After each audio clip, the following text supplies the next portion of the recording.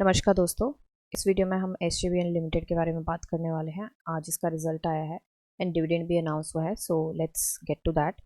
अभी के लिए स्टॉक 92.60 के प्राइस पे ट्रेड कर रहा है। मार्केट में आज इसने 2.64% का अप मूव दिया था। मार्केट कैप यहाँ पे 36,000 करोड़ के आसपास है। स्टॉक का PE इंडस्ट्री बेस से थोड़ा सा ऊपर है। डिविडेंड यील्ड 1.94% है एंड फेस वैल्यू 10 है। अभी के लिए स्टॉक 50 एंड 200 दोनों DMA से नीचे ट्रेड कर रहा है। तो चलते हैं BSE पे एंड देखते हैं इसका रिजल्ट। सबसे पहले यहाँ पे हम देखेंगे इसका प्राइस बैंड जो है नो बैंड है। तो यहाँ पे न्यूज़ आई हैं काफ़ी, मैंने 2-3 ओपन करके रखी हैं। तो सबसे पहले हम आएंगे रिजल्ट के न्यूज़ पे। तो रिजल्ट कुछ इतना खास नहीं रहा है, तो एक बार देख लेते हैं। तो यहाँ पे हमारा रेवेन्यू फ्रॉम ऑपरेशन जो रहा है ये लैक्स में है, तो मैं आपको करोड्स में करके बताऊंगी। 670, तो ये राउंड 99 भी है, तो राउंड फिगर में 671 करोड़ का रहा है। पिछली बार यही हमारा रहा था 1026 करोड़ का एंड प्रीवियस ईयर के सेम क्वार्टर में ये 543 करोड़ का रहा था। तो यहाँ से हमें क्वार्टर ऑन क्वार्टर तो यहाँ पे हमें डाउन जंप देखने को मिला है, बट ईयर ऑन ईयर हमारा यहाँ पे बढ़ के आया है। अदर इनकम भी यहाँ पे बढ़ के आई है पिछली बार से, पिछले क्वार्टर से एंड प्रीवियस ईयर के सेम क्वार्टर से। तो यहाँ पे टोटल इनकम जो हमारी रहती है वो 760 करोड़ की रहती है। पिछली बार यही थी 1108 करोड़ की एंड प्रीवियस ईयर के सेम क्वार्टर में ये 607 करोड़ की थी। तो राउंड फिगर में इसको करें 608 करोड़ के आसपास की थी। ठीक है, तो यहाँ पे हमें ईयर ऑन ईयर तो अदर इनकम को मिला के यहाँ पे इनकम हमें ज़्यादा दिखी है, बट क्वार्टर ऑन क्वार्टर हमें कम दिखा है। टोटल एक्सपेंसेस की बात करें, सारा कुछ यहाँ पे फाइनेंस कॉस्ट जो है, एम्प्लॉय बेनिफिट्स जो है, इलेक्ट्रिसिटी परचेज एंड ट्रेड जो है, सारा कुछ मिला के यहाँ पे 567 करोड़ का हमें यहाँ पे एक्सपेंसेस टोटल आए हैं। प्रीवियस क्वार्टर में ये 528 करोड़ के थे।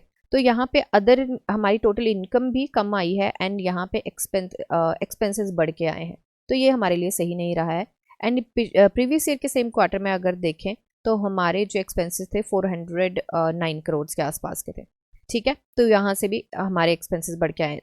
अदर हमारी इनकम कम आई है एंड एक्सपेंसेस ज़्यादा आए हैं, मतलब यहाँ पे ईयर ऑन ईयर तो वैसे ज़्यादा आई है इनकम हमारी। तो यहाँ पे अगर हम बात करें, थोड़ा सा इसको नीचे कर लेते हैं, लेट्स रिमूव दिस। तो थोड़ा सा नीचे करें तो यहाँ पे अब हम बात करेंगे टैक्स, जो हमारा प्रॉफिट रहा था बिफोर टैक्स एंड एवरीथिंग हमारा क्या रहा था। तो टैक्स के पहले हमारा रहा था प्रॉफिट 194 करोड़ का। पिछली बार हमारा 580 करोड़ का था एंड प्रीवियस ईयर के सेम क्वार्टर में हमारा 174 करोड़ का था। तो ईयर ऑन ईयर तो हमारा बढ़ के आया है, बट क्वार्टर ऑन क्वार्टर हमारा काफ़ी कम आया है। अभी के लिए हम टैक्स वगैरह सारे एक्सपेंसेस ये काउंट करने के बाद अगर यहाँ पे हम बात करें कि profit before regulatory deferral account balance के पहले हमारा जो रहा है वो 154 करोड़ का रहा है। लास्ट ईयर हमारा 430 करोड़ का था। प्रीवियस ईयर के सेम क्वार्टर में हमारा 130 करोड़ था। तो अगेन क्वार्टर ऑन क्वार्टर सही नहीं है, ईयर ऑन ईयर हमारा बढ़ के आया है। तो नेट प्रॉफिट की यहाँ पे बात करें कि इस पीरियड के लिए कितना रहा है, तो हमारा रहा है 148 करोड़ का। प्रीवियस क्वार्टर में हमारा था, पिछले क्वार्टर में 440 करोड़ के आसपास का राउंड फिगर इसको करें एंड प्रीवियस ईयर के सेम क्वार्टर में 139 करोड़ का था। तो यहाँ पे अगर हम बात करें, ये हमारा ईयर ऑन ईयर है, ये हमारा रहा है पॉजिटिव एंड ये हमारा क्वार्टर ऑन क्वार्टर है, ये हमारा रहा है नेगेटिव। तो ओवरऑल अगर रिजल्ट की बात करें तो क्वार्टर ऑन क्वार्टर तो अच्छा नहीं रहा है, तो शॉर्ट टर्म में थोड़ा सा हिकअप देखने को हो सकता है हमें मिले। अर्निंग पर शेयर की यहाँ पे देख लेते हैं, हमारा अर्निंग पर शेयर कहाँ पे इन्होंने दिखाया है। थोड़ा सा नीचे चलते हैं तो अर्निंग पर शेयर हमारा यहाँ पे है। ओके, तो अर्निंग पर शेयर ये वाला है एंड ये वाला है। तो ये बेसिक एंड डाइल्यूटेड दोनों हैं। तो यहाँ पे देखते हैं हमारा अर्निंग पर शेयर इस बार है 0.39। प्रीवियस क्वार्टर में हमारा 1.10 था एंड प्रीवियस ईयर के सेम क्वार्टर में 0.33 था। तो यहाँ पे हमारा अगेन क्वार्टर ऑन क्वार्टर हमारा सही नहीं रहा है, बट हम ईयर ऑन ईयर की बात करें तो हमारा सही रहा है। तो बेसिकली क्वार्टर ऑन क्वार्टर उतना अच्छा रिजल्ट नहीं रहा है हमारा। तो यहाँ पे अगर हम बात करें इसकी जो हमारा पुराना पैटर्न था, तो उसमें भी हमने बात करी थी कि क्वार्टर ऑन क्वार्टर हो सकता है रिजल्ट अच्छा ना आए, क्योंकि देखिए मार्च का रिजल्ट तो इसका हमेशा ही गंदा रहता है। ठीक है, तो थोड़ा सा ऊपर करती हूँ, आपको दिख भी जाए कि ये मार्च की बात हो रही है। तो मार्च का रिजल्ट इसका हमेशा ही गंदा रहता है एंड कुछ उतना अच्छा रिजल्ट नहीं आता है, बट फिर भी बड़ी बार स्टॉक को भागता हुआ हमने देखा है। एंड यहाँ पे अगर बात करें दिसंबर का, यहाँ पे अभी अपलोडेड नहीं है। दिसंबर का देखें तो यहाँ पे सितंबर से दिसंबर का अच्छा नहीं है। यहाँ पे बात करें सितंबर से दिसंबर का अच्छा नहीं है। यहाँ पे बात करें तो सितंबर से दिसंबर का अच्छा है। तो कहीं ना कहीं एक्सपेक्टेड ही था कि यहाँ पे रिजल्ट उतना अच्छा नहीं रहने वाला है। तो अभी के लिए चलते हैं इसके चार्ट पे। ओके, तो इससे पहले हम कर लेते हैं डिविडेंड की बात। तो डिविडेंड भी अनाउंस हुआ है, एक शेयर पे 1 रुपये 15 पैसे मिलेगा और इसकी रिकॉर्ड डेट जो है वो 21 फरवरी है। तो 21 फरवरी से पहले मतलब 20 फरवरी तक खरीदना पड़ेगा। तो 20 फरवरी को हमारा है थर्सडे और 21 को हमारी रिकॉर्ड डेट है। तो रिकॉर्ड डेट के टाइम हमारे पास होना चाहिए। तो T+1 है हमारा सेटलमेंट, तो हमें 20 तारीख तक खरीदना पड़ेगा जिसको भी ये डिविडेंड का बेनिफिट चाहिए। ठीक है, तो अभी के लिए चलते हैं हम इसके चार्ट पे। चार्ट पे देखिए स्टॉक में आज हमें काफ़ी अच्छा मूव देखने को मिला है। एंड इसको जो हिकअप आया है वो इसके चैनल का आया है। चैनल को ये क्रॉस नहीं कर पाया, हालांकि इसको ब्रेक ज़रूर इसने किया था। ऊपर से हमारा 93.54 पे एक रेजिस्टेंस है, सॉरी 92.57 पे ये ट्रेड कर रहा है। एंड आई थिंक हम इसके रेजिस्टेंस भी लेके चले थे, एक बार चेक कर लेते हैं। तो नहीं 93.54 पे ही हम रेजिस्टेंस लेके चले थे।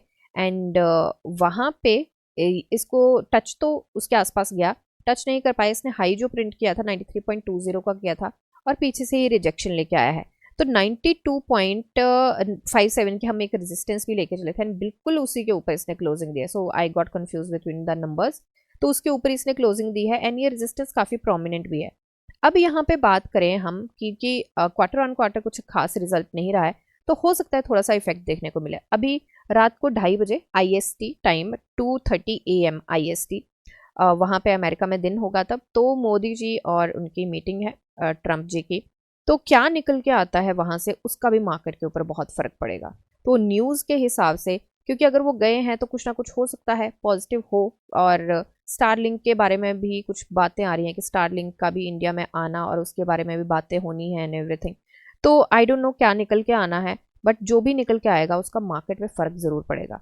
तो उस न्यूज़ पे ज़रूर ध्यान रखना। एंड मैं उम्मीद करती हूँ कि कुछ पॉजिटिव हो। तो यहाँ पे हालांकि रिजल्ट सही नहीं आया, हो सकता है कॉन्ट्रा ट्रेड हो।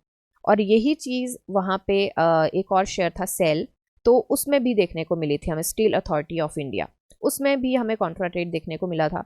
तो इस चीज़ का थोड़ा सा ध्यान रख के चले। और कॉन्ट्रा ट्रेड क्या होता है कि जब कुछ समीकरण कहते हैं, कुछ ऐसी चीज़ें बनती हैं कि स्टॉक नीचे जाएगा फॉर एग्जाम्पल, और कॉन्ट्रा ट्रेड उसको कहते हैं जब स्टॉक ऊपर चला जाता है। या सारे समीकरण बोलते हैं कि ऊपर जाएगा स्टॉक और कुछ ना कुछ रीजंस होते हैं, कोई ना कोई उसको नीचे ले आता है, तो उसको कॉन्ट्रा ट्रेड कहते हैं। तो यहाँ पे मुझे कॉन्ट्रा ट्रेड होने की उम्मीद ज़रूर लग रही है। तो उस चीज़ को थोड़ा सा ध्यान से सोच के चले। और एंट्री पॉइंट यहाँ पे लाइव मार्केट की सिचुएशन देख के ही बनता है। लॉन्गर रन के लिए मुझे लगता है कि अगर मार्केट कंडीशन अच्छी नहीं रहती है तो थोड़ा सा रुक जाना चाहिए, और शॉर्टर रन के लिए भी ऑफ कोर्स फिर तो वो हो ही गया। एंड यहाँ पे ये जो है हम यहाँ पे लेके चले हैं टारगेट फरवरी के, और उम्मीद है सॉरी मार्च के, और उम्मीद है कि यहाँ तक स्टॉक ट्रेड करता हुआ दिखेगा। और उसको रीच करने के लिए हमें 26% के मूव के आसपास की ज़रूरत है। सो लेट्स सी कहाँ तक ट्रेड करता है और क्या मार्केट में देखने को मिलता है। कल हमें बहुत सारी चीज़ें क्लियर होंगी। ये जो इनका दौरा है अमेरिका का, इससे कल और या मतलब पहले भी मैंने बात करी थी कि फ्राइडे तक मुझे लगता है कि मार्केट का पता चल जाएगा, मार्केट कहाँ जाएगी। एंड वैसे भी थोड़ा सा पुशबैक मिला है, थोड़ा सा स्टेबिलिटी आई है हल्की सी, बट ये कंफर्मेशन नहीं है कोई भी स्टेबल मार्केट की। तो इस चीज़ को थोड़ा सा ध्यान में रख के चले। तो अभी के लिए थोड़ा सा संभल के कल मार्केट का मूड देख के ही एंट्री बनाइएगा। उससे पहले थोड़ा सा मुझे लगता है कि दुविधाजनक स्थिति है, तो बहुत ज़्यादा सावधानी से चलने की ज़रूरत है। एंड अगर सारा कुछ सही रहता है और पॉजिटिव न्यूज़ आती है तो मार्केट में कल मुझे लगता है कि हो सकता है गैप अप ओपनिंग भी देखने को मिले। तो गैप अप या गैप डाउन देखते हैं अब क्या होता है कल। रेस्ट ये सिर्फ और सिर्फ मेरी एनालिसिस है, कोई बाई सेल होल्ड की रिकमेंडेशन है। मिलते हैं नेक्स्ट वीडियो में, तब तक के लिए शुक्रिया एंड हैप्पी इन्वेस्टिंग।